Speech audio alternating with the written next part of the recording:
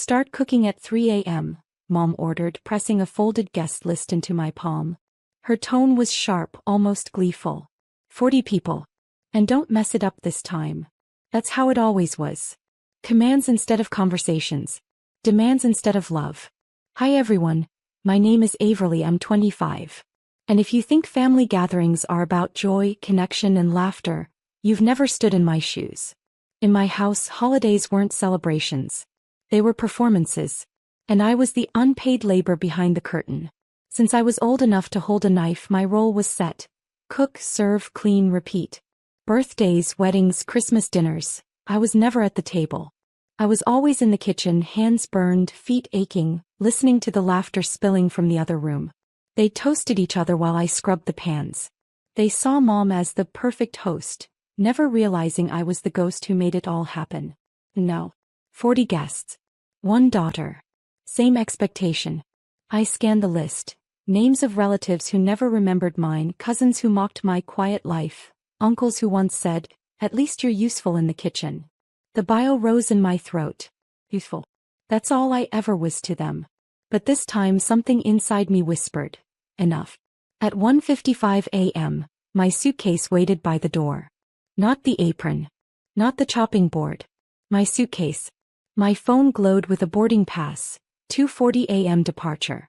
A ticket not just out of this house but out of this cycle. I touched the handle, fingers trembling with both terror and freedom. The silence of the house felt heavier than any noise. My pulse hammered in my ears as I dragged the suitcase across the floor, each roll of the wheels sounding like defiance. At 2 a.m. I slid into the back of a taxi. The driver glanced at me in the mirror, maybe sensing the storm behind my eyes. Headlights cut through the driveway, illuminating the house that had caged me for years. I didn't look back. When Mom entered the kitchen hours later, she would find cold counters and empty pots. By the time the 40 relatives arrived, their plates would remain bare, their bellies growling. And for once it wouldn't be me left hungry. It would be all of them. The plane lifted off just as the first streaks of pale light cracked the horizon.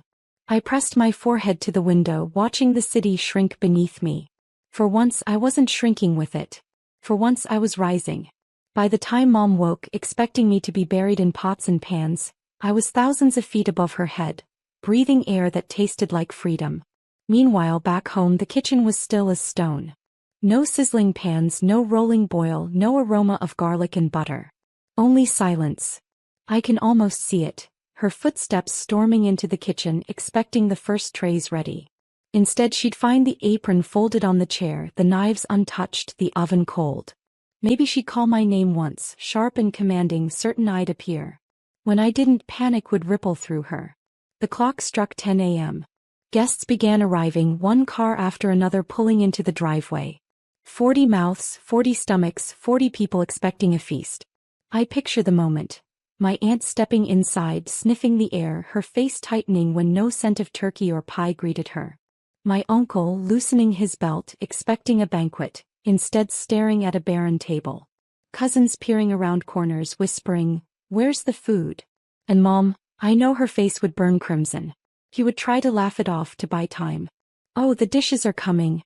Just relax." But as minutes turned to hours, her mask would crack. Guests would shuffle, hungry, restless. Whispers would turn into questions. Questions into accusations. By noon their stomachs would be louder than their voices. And Mom, my perfect hostess mother, would stand in the middle of it all with nothing but excuses. For once, it wouldn't be me in the shadows taking the blame. It would be her. On the plane, I closed my eyes and let the hum of the engines wash over me. My phone buzzed with calls. First from Mom, then from unknown numbers, then from cousins I hadn't spoken to in years. I turned it face down. The vibrations shook against the tray table, but I didn't answer. Because this time the silence was mine to keep. And silence can be the loudest revenge of all. The plane landed hours later, its wheels screeching against the runway, but my mind wasn't on the destination. It was still in that dining room back home, where 40 people circled an empty table like vultures circling a carcass. I imagined it clearly. Mom standing at the head of the room, her forced smile stretched too thin, sweat shining on her forehead.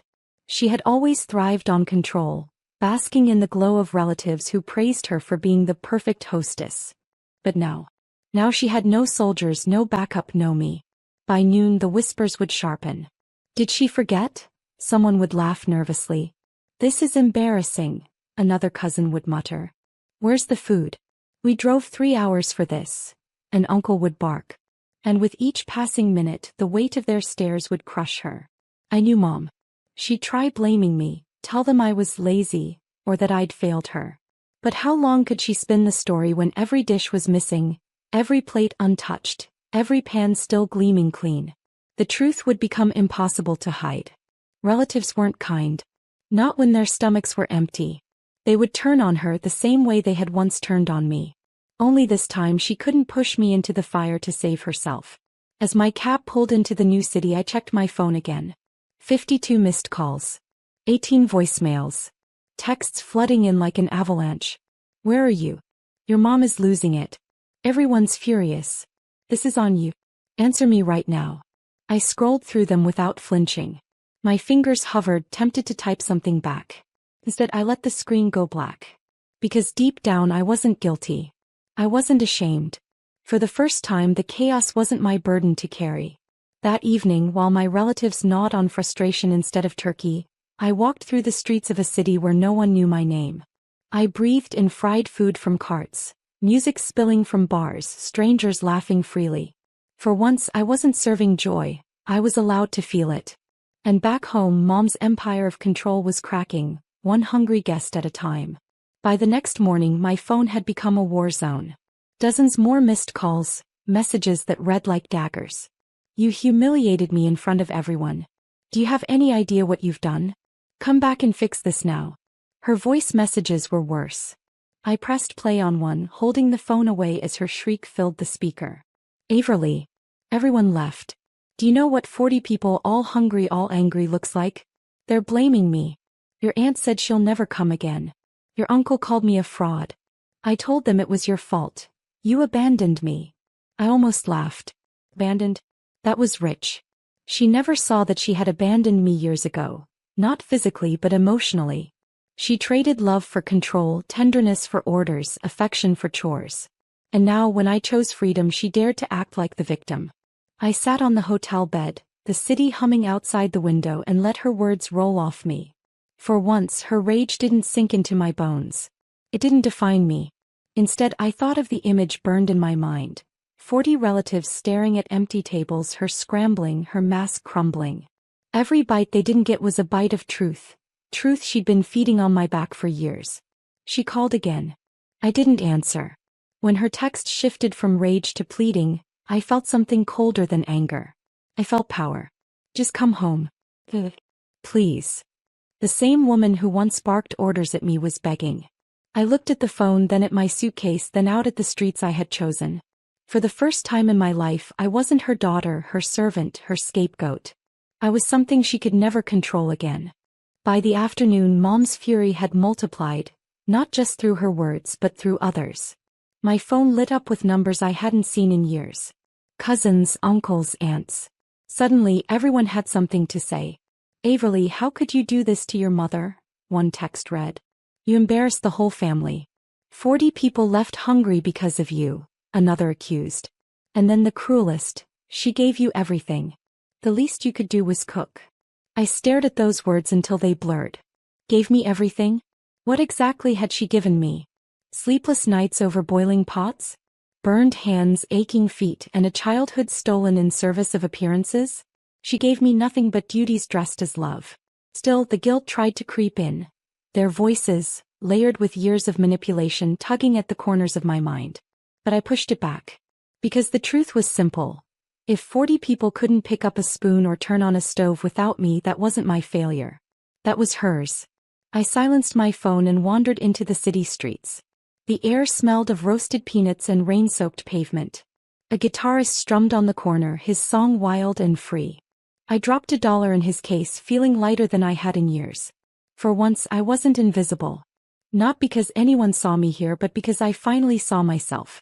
When I returned to my hotel room I checked my phone again. New messages waited. Some vicious, some desperate. One from Mom stood out. You've ruined me. I can't show my face anymore. Do you feel proud? I locked the screen without answering. My chest tightened, but not with shame, with resolve. Yes. I was proud. And this was only the beginning. By evening, Mom's strategy shifted. When the phone calls and guilt trips didn't break me, she went for the one weapon she had always loved: public image. I logged into social media out of habit, and there it was, her post written like a dagger dipped in honey. Family is supposed to stick together. Imagine raising a daughter who abandons you on the most important day, leaving 40 hungry guests waiting. Some children don't know the meaning of loyalty anymore. Hundreds of likes. Dozens of sympathetic comments. A flood of emojis, sad faces, prayers, words like, "Stay strong, you deserve better." And beneath it all, my name whispered in the replies. A cousin chimed in, "Unbelievable she did that." An aunt added, "We all saw it coming. It should have gutted me. Once it would have." But staring at the screen, I realized something strange. I wasn't crumbling. Because behind their comments, behind her carefully crafted narrative, I knew the truth. The same truth every one of those guests had tasted. The bitter silence of an empty kitchen. No matter how much she dressed it up online, they had seen her failure with their own eyes. She could smear me, but she couldn't erase the image of her standing before an empty table.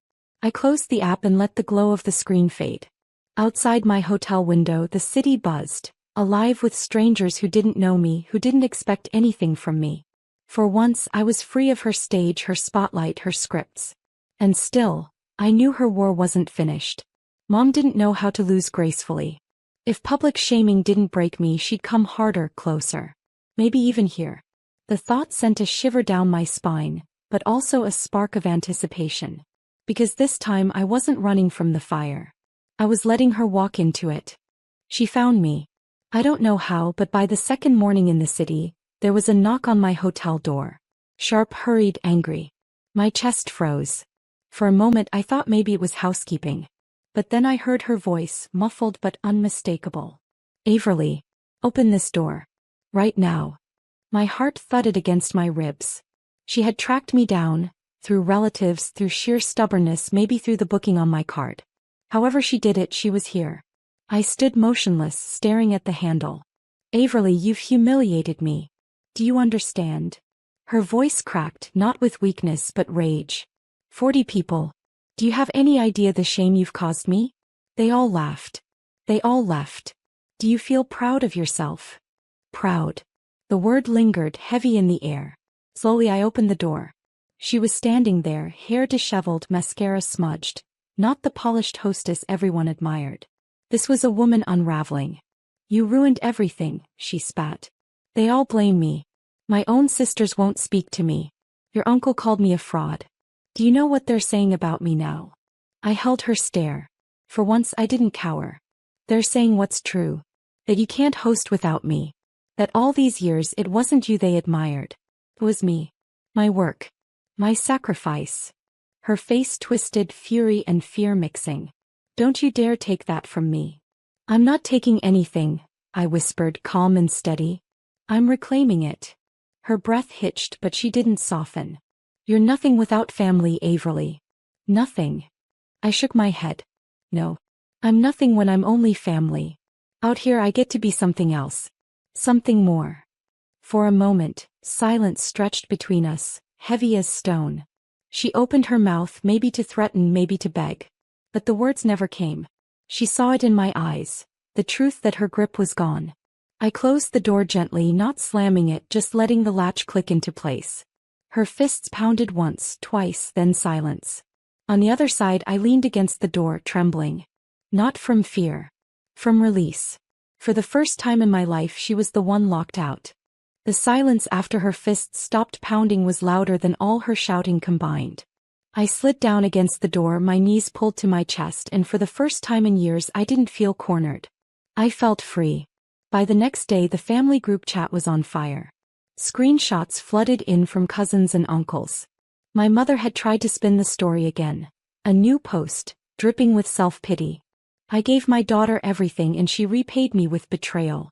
She left me to face 40 hungry relatives alone. But something had changed. For the first time people weren't buying it. A cousin replied under her post, "You never cooked a thing in your life, Aunt. It was always Averly in that kitchen." Another added, maybe this was overdue. We all saw how you treated her. And then dozens of comments piled on, not against me but against her. The curtain had finally fallen and everyone saw what was behind it. The perfect hostess was a fraud.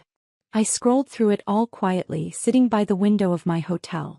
My phone buzzed again, this time not with anger but with something else. Messages of support. From a few cousins I thought had forgotten me. You did the right thing. I'm sorry we never stood up for you before. Proud of you, Averly. The weight in my chest cracked open, letting in light I hadn't felt in years. Meanwhile, Mom's empire, the house built on my labor, her reputation polished with my exhaustion, was crumbling. She had no feast to offer, no admiration to soak in. Just silence where applause used to be. I didn't need to fight her anymore. The truth fought for me. That evening I walked the city streets with no plan, no obligations, just myself. I passed a bakery and bought a single slice of cake. Just one. For me. I sat on a bench, fork in hand, and took a bite so sweet it felt like rebellion. For the first time I wasn't feeding others while starving inside. I was tasting freedom. And I realized something then. Revenge didn't have to be fire and fury. Sometimes revenge is as simple as absence.